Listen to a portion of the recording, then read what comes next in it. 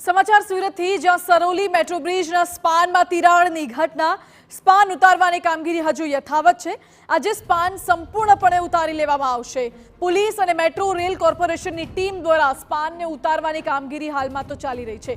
સ્પાનને ઉતારી લીધા બાદ ખામીને લઈ તપાસ કરવામાં આવશે.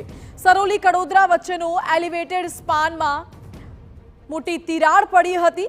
સરોલીથી કડોદરા તરફનો રસ્તો જેથી બંધ કરવામાં આવ્યો હતો. સારોલી હાઈવે ઉપર જે રીતે મેટ્રોની જે કામગીરી થઈ રહી હતી ને તે દરમિયાન બંને પિલ્લર વચ્ચેનો જે સ્લેબ છે તે વચ્ચેથી ક્રેક થવાના કારણે જે બ્રિજ હતો તે નમી ગયો હતો અને તેના કારણે તાત્કાલિક આ રોડ છે તે બંધ કરી દેવામાં આવ્યો છે. અને મેટ્રોના અધિકારીઓ, ફાયરના અધિકારીઓ, પોલીસના અધિકારીઓ ઘટનાસ્થળે પહોંચ્યા હતા અને હાલમાં જોઈ શકાય છે તેને ઉતારવાની જે કામગીરી છે તે મેટ્રોના કર્મચારીઓ તરફથી જે કરવામાં આવી રહી છે તે કોર્ડન કરી અને જોઈ શકાય તે પ્રમાણે તમામ જેસીબી અલગ અલગ મશીનો મારફતે તેનો સર્વે કરવામાં આવી રહ્યો છે, તપાસ કરવામાં આવી રહી છે અને આ જે છે સ્લેબ છે તે ઉતારવાની કામગીરી કરવામાં આવી રહી છે. તો આપણી સાથે ટ્રાફિક એસીપી ગામી સાહેબ છે, તેમની સાથે વાત કરીશું. સાહેબ, કઈ રીતે રોડ ડાયવર્ઝન કર્યો છે, હજુ કેટલો સમય લાગી શકે છે અને લોકોને શું અપીલ?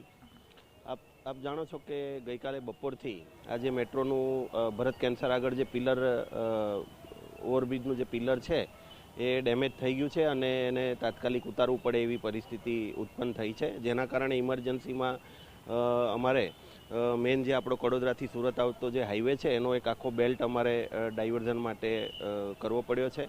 એમાં સ્પેસિફિકલી કડોદરા તરફથી જે રોડ આવે છે એનું અમે સારોલી તેમજ કુબેરજી માર્કેટ છે ત્યાંથી જરૂરી પોલીસ ફોર્સ સ્થાનિક તેમજ ટ્રાફિકનો મૂકી અને બંને તરફ ડાયવર્ટ કર્યું છે. જેમને ડિંડોલીથી લઈને ઉધના અને સચિન તરફ જવાનું છે એ લોકો કુબેરજી માર્કેટ થઈને જઈ શકે છે. આ ઉપરાંત જેમણે કેનલ રોડ અને પર્વત પાટિયા તરફ જવાનું છે સારોલી ગામ થઈને પણ રોડ છે અને સણિયા હેમાદ ગામ થઈને બી રોડ થઈને એ લોકો કેનલ તરફ જઈ શકે છે. આ ઉપરાંત જે સિટી તરફથી જે બહાર કડોદરા તરફ જે વ્હીકલ જઈ રહ્યા છે એમના માટે અમે કાંગારૂ સર્કલ અને પર્વત પાટિયા બંને જગ્યાથી ડાયવર્ઝન આપ્યું છે જેથી એ લોકો કેનલ રોડ થઈને કડોદરા તરફ નિયોલ ચેકપોસ્ટ થઈને જઈ શકે છે. સાહેબ, અંદાજિત કેટલો હજુ સમય લાગી શકે છે? કારણ કે ગઈકાલની જે રીતે ઘટના બની તે રીતે જ હજુ સ્લેબ જોવા મળી રહ્યો છે, તો હજુ પણ કેટલો સમય લાગી શકે છે અને કઈ રીતે તેને ઉતારવાની કામગીરી?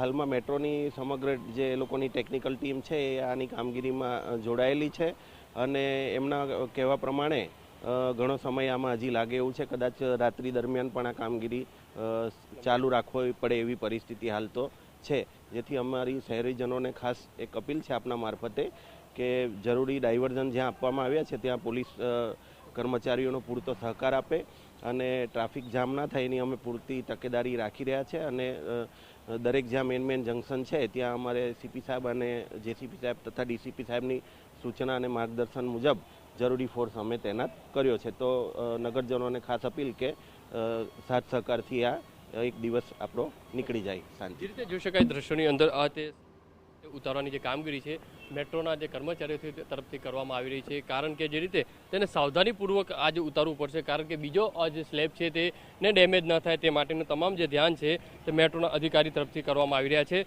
પણ હજુ સુધી રાત સુધી, વહેલી સવાર સુધી આ જે કામ છે તે ચાલી શકે છે તેવું અધિકારીઓ જણાવી રહ્યા છે. કેમેરામેન સંજય ચંડલ સાથે બલદેવ સુથાર.